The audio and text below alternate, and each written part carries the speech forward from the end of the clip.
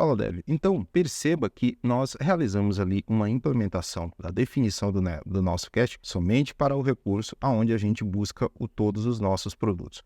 Porém, se a gente vier aqui no nosso Postman e chamar ali novamente para um outro endpoint, perceba que ele vai demorar um pouquinho enquanto realiza a nossa requisição.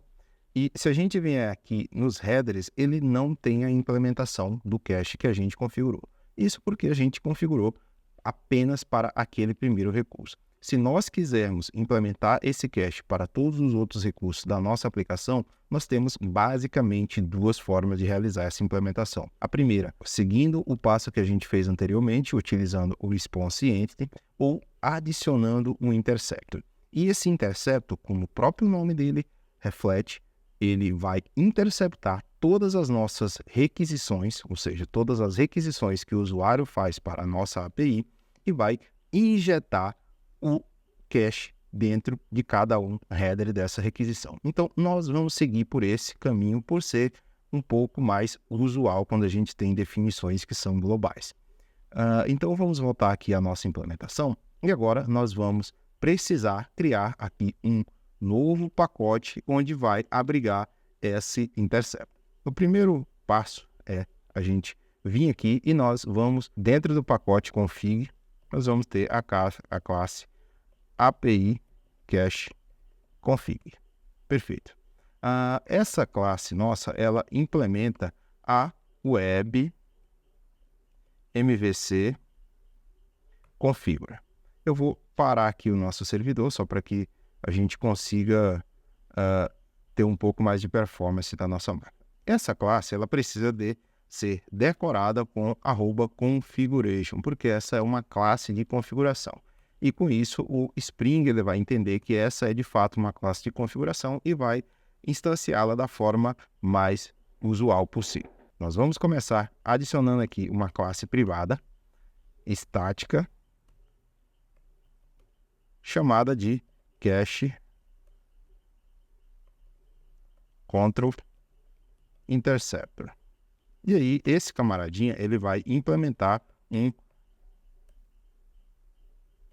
handler interceptor.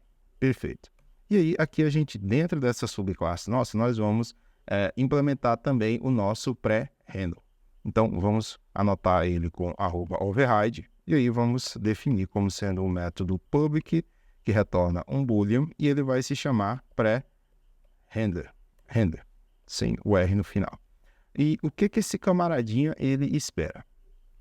Primeiro, ele vai ter uma HTTP Servlet Request, que vai ser o nosso objeto de requisição.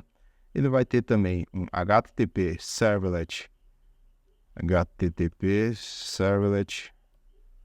Response, que vai ser a nossa resposta. E aí a gente vai ter aqui um object, que é o nosso handler, o nosso objeto do handler. Perfeito. E qual é a implementação desse nosso camaradinha? Ele vai simplesmente vir aqui e pegar a nossa response, e aí ele vai dar um set header, e aí nesse set header ele vai passar dois parâmetros, igualzinho a gente fez na abordagem anterior, que é passar o nosso cache control, e aí a gente vai passar a definição dele, né? Que é um public max age, e vai ser igual, e aqui nós vamos utilizar a classe timeUnit para que a gente consiga concatenar esse dado. Então, vamos passar aqui o nosso timeUnit.hours.2seconds, e aí vamos passar aqui que é a duração, né? Ou seja, a gente vai estar passando ali 1 hora total, né? E aqui a gente simplesmente dá um return true. Deixa eu tentar ele aqui. Agora, a gente precisa aqui na nossa classe do API Cache Config implementar um outro método que vai fazer o registro desse nosso intercept. Então, o que ele vai fazer? Vamos adicionar o override, e esse é um método void chamado de add interceptors. Perfeito. E aí ele vai receber um interceptor registry, vamos chamar ele de registry mesmo, e esse camaradinha, ele vai pegar o nosso registro e adicionar um interceptor. E aí a gente vai passar aqui a instância da nossa classe abaixo, a nossa cache control interceptor. Perfeito. O nosso interceptor está implementado e agora o Spring ele já irá utilizar. Pronto, nossa aplicação levantou. Se a gente executar aqui agora, veja que anteriormente a gente não tinha a definição do nosso cache. Se a gente executar para esse recurso agora ou para qualquer um outro, a gente já tem aqui a definição do nosso cache control, né? Da mesma forma, se a gente continuar chamando ali aquele nosso endpoint anterior, veja que agora ele já traz também essa informação. E a gente pode vir aqui no nosso controller e remover essa implementação local do cache control. Perfeito. A partir daqui, todas as nossas requisições, elas já vão ter a definição do cache control.